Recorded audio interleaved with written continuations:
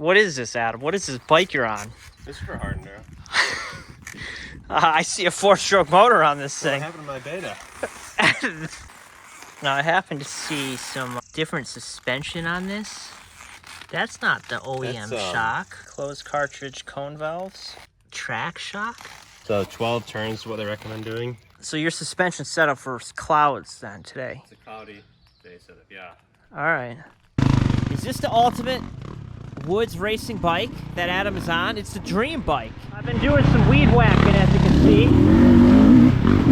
Look at this beautiful trail clearing job. It's a 2023 KTM 350 XCF with the W... Oh. Dude! Yeah, those cone valves are working out great for you. Adam went out and got the WP Exact Pro suspension. We're talking the cone valves, the track shock. We're talking top of the line. This is as good as you can get with suspension. It comes at a cost. It's expensive. But for serious enthusiasts like us that buy new bikes almost every year, it almost makes sense to have a set of suspension instead of revalving new suspension each new bike you get. By the time you rack up multiple years of revalving suspension, you probably could have just bought the A-kit suspension, held on to it, and then it holds its value. You can sell it and make out pretty well. All right, let me test this thing out. Oh boy, man. See, here's the problem is I drag the brakes. To do a proper evaluation, I'd have to have hours of seat time on this bike where I'm comfortable, I know how it handles. But I don't think Adam's gonna let me have his bike for that long. So this will have to do. Whoops. Handles those roots so controlled too. Now Adam's suspension is set up for racing, so you need to be going fast and hitting things hard to really see the true capability of the suspension. Holy cow, you can pick up speed quick. That's why it's really tough just hopping on someone's bike and riding it for even a half hour. You can't really evaluate it because you're not comfortable enough on the bike to be pushing it. And if the bike is set up to be pushing it and you never get there, you're not testing it properly. Hit this wall here. Yeah, man, it's like it soaks it up so nice. But then it's so smooth.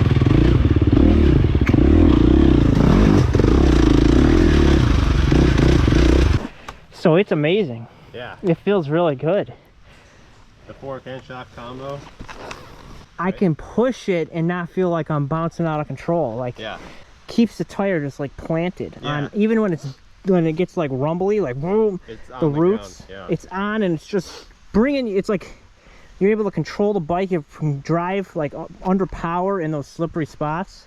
I will say, when I used to run cone valves, and then riding Adam's bike here, it confirms the A-kit suspension is so much more stable. The bike feels way more stable when things get super rough and gnarly. You get bouncing and some nasty stuff. It's so planted. Oh my God, I hate that. I hate switching bikes. It makes this thing feel so weird. Because I got my bars cut down and everything. It just feels so different, I can't even get used to this thing. So Tom came to town, and he had no idea about the suspension. We kept it a secret from him. Now he's gonna find out. Good morning, Adam. You made a 3-course meal over there, or what? It took a little bit longer. Well, for breakfast or lunch? Both. It's brunch. It was a brunch. Adam, whoa, you got this? You gotta get on the other side of this thing. I see that. You gonna ride it out of here? Put it, yeah. Put it in reverse. Serious damage to the Enduro last weekend. Serious damage. All right, we're gonna take a look. We gotta take a look. This bike has had, this bike has had a rough life. Yes. Looks pretty clean. Yeah, but it's all front end damage. You can't see it until front end damage? Front end damage, meaning cone valves fell on the bike. Oh man. Jeez. No front fender on there. What? It's all front end damage? Yeah, it's not good. And this bike is supposed to be a nice bike. It was a nice bike for a few hours. You got this thing? Adam, you're in the flip-flops here. Yeah, we're good, yeah. Whoa, whoa, whoa, whoa, whoa, whoa, whoa, whoa, whoa, whoa. Wait a second here. Wait a second here. Whoa. Jesus. I was like, something's not right. This reinforces my conversation that we had earlier. This is not good. I was telling Tom, your equipment, you're out of date, dude. You're way behind. You're 350. This is not good. This is. I shouldn't see this. I can't see this. That's what I was saying, though. Look at your 350 now. That thing's a piece of shit. Thing on there? That comes stock with That it. comes stock Which with that it? thing is awesome. You can just, you don't, there's no How did you set set your screw. sag on this? I've got a slacker. Yeah, he's got it You set. He's dialed I in. am behind the times. Um, Wow. But yeah, the track shock is awesome. Tom, you're gonna have to ride this Track thing. shock is awesome. You can get such good drive out of corners, and your braking is so good. You get a little aggressive on it, and it's just planted, dude. The wheel just is on the Are you ground. running tracks? Yeah, On? yeah. I didn't need to see this. I didn't need to see this. How long have you had this on the bike? Since Have you ridden it with it on? Yeah, oh yeah, dude. This has been going on, dude. I've had it on. I've raced it twice now with it. And you like it? This is really not good. Like, I've been convincing myself more and more, and then during the podcast this morning, I was like, you know, this really sounds like a good idea. And now seeing this, I'm like, my finger will cramp immediately. Do you Don't fall in love with this thing. Are you gonna be able to handle this thing, Tom? Or I'm gonna want Adam's honest feedback for the KYBs now.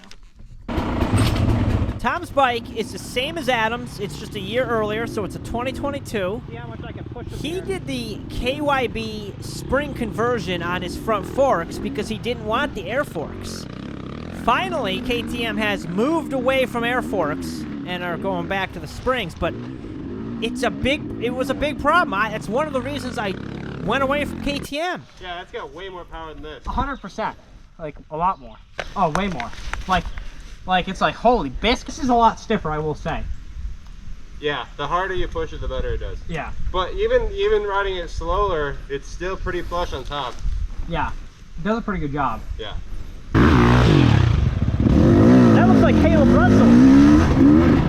I had to go check. KTM did update their motor in 2023.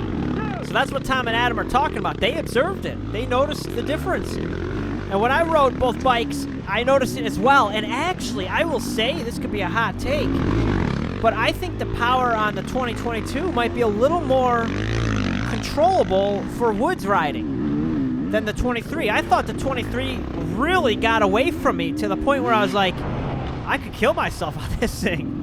But I could get used to that and not have any problems. From what I said earlier, the thing happened to Tom here. He got on the bike, he wasn't comfortable, he was too timid, and didn't utilize the suspension like it was intended for. He came back and was like, guys, I don't know. Gung-ho, and now I don't know. I'm not as convinced. I think, What happened out there? I think my expectations were too high, and when you set unrealistic expectations, then you're obviously going to feel bad when they don't become real because they were never real in the first place. And I, for some reason... Words from Tom. Wise words yeah, from Tom. that made no sense. But I don't know. I expected this like miracle bike, and I was scared of it. I was terrified at first riding that thing.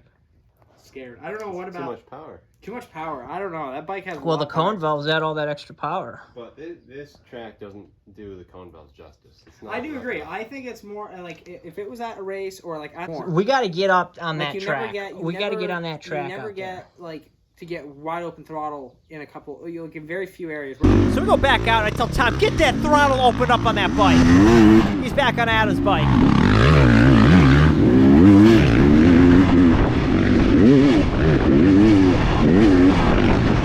Holy crap, he's a goner. He's ripping. There he goes.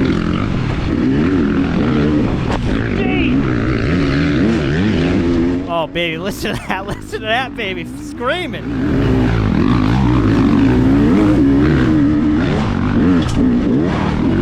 There you go. That's a little better. There you go. How did that feel? A little better.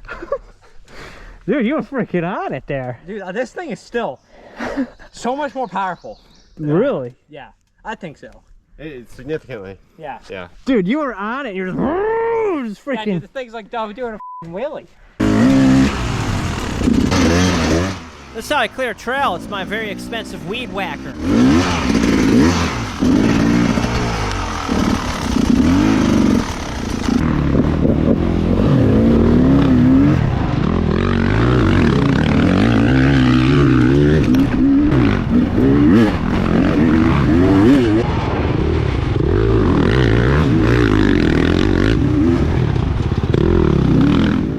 My track up here is almost too smooth. I gotta build some whoops or something. I don't know. You gotta make it rough to really test your ability out here. It's like riding on a flat track.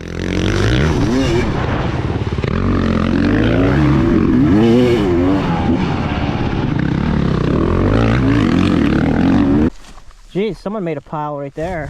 What? Is that you, Tom? Is it a lot different? Yeah. Switching? It is? Yeah. Like you gotta get used to it. Yeah, I'm still getting used to it again. I take back all the negative things I said about Adam's cone valves. What? Really? There's a big difference. Really? Yeah. Yeah. Like, even though that suspension's way stiffer, you don't feel any of the small chatter. This Really? whole track. This thing I immediately. think you got to take it for a spin up here. Yeah. Immediately. Dude, I'm ripping on this. I'm freaking ripping on this bike. Immediately, you can tell the difference. Immediately. Like, I was like, oh yeah, okay. You know, those roots, 100%. Almost impossible on Tom's this bike. thinking the trail's just so smooth out here. Well, so on that bike. even kind of the braking bumps, like Adam said, the braking bumps, never felt them on that bike. Didn't know they existed. Granted, they're probably growing. This bike, you feel them the whole time. It definitely, it's that small chatter, man. That stuff, like, Yeah. you totally feel it with this. You do not. It gives you a feel lot that. more confidence riding over that stuff. It does. It does. So what are you thinking now? What's going on? I don't know. The power, that's good. That's a little bit more controllable almost. It is a lot more controllable in the single You're track. saying I should ride... You should ride these back to back. Which one first? That one. No, ride Adams first, I think. Because, no, alright, ride it. Well, I don't think it matters. Dude, this... So we're on Tom's bike, the 2022. The big thing I notice is right here. We're going down into this dip. It bounces. It like springs back. I don't know if you can see that. Watch this. Boom. The bike is diving. The front end's diving. It's deflecting. You hit anything too hard and the bike feels like it's out of control. You're basically springing back and the bike could be bouncing any direction. It's like, it's like pogo sticks. Like too springy. Maybe I gotta introduce a little more rebound. I think you need to introduce more rebound. It's like a pogo stick out there. Alright. But it's good. It's good. Dude, I think that's pretty good. Yeah, I think it's really good too. Tom's crapping himself. He's like, I gotta get A-kit suspension. But, you know... You know, Adam and I think that you really need to buy one of these. Well, if you're selling your bike... Oh, wow. Oh, dude. There's little bumps, little things here and there where you notice, like, whoa, this is handling different. To me, the chassis just feels so much more stable. Everything seems much more in control, which allows you to push a little bit harder, get on the gas a little sooner, hit the brakes a little later, and that's the performance you're getting with the Pro Kit suspension. Don't confuse this, though, because some people probably think, oh, it's going to be like riding on pillows. I'm not going to feel a bump with the Pro suspension. And that is not the case. That's not the performance you're getting.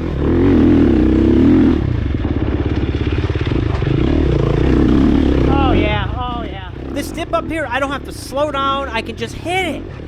And even if it bottomed out, I don't even know. It just felt fine. Well, I can say it's way better for speed. It is. It has, you get so much more drive out of the corners than that one. Dude, And braking, right? Braking, yeah, ground, you're stuck to the ground. And it's more comfortable. So, watching you hit these bumps. Yeah, I'm not pogo sticking. My bike was off the ground, hit the ground, off the ground. This bike, I don't think It was, it left the ground, but maybe like. but it was You gotta watch controlled. The footage of it. Hopefully you can see it clear enough. But I'll be able to, yeah. Dude, No, because it's literally, that thing is bucking around. You can't keep the power to the ground because the wheels have in the air. You're a grasshopper on that thing. This is This is in the air, but it's planted. It's like it's not like. it's very stable. This is Tom's bike. You can see the hop. See the bouncing there? Like that wheel hop. We gotta watch that wheel hop on this bike. Yeah, I don't think mine is gonna come off the ground so bad. No, I don't think so. Again on Tom's bike. Almost have to wheelie the bike to keep the thing stable. Ab's bike. So much more speed. Yeah, look at that thing. Look at that thing. That thing was like, didn't even want to leave the ground. Jesus. Ab's bike again. Going fast. And it's so planted. Oh, baby. Maybe. Do I need to get a 4-stroke with some 8-kit suspension?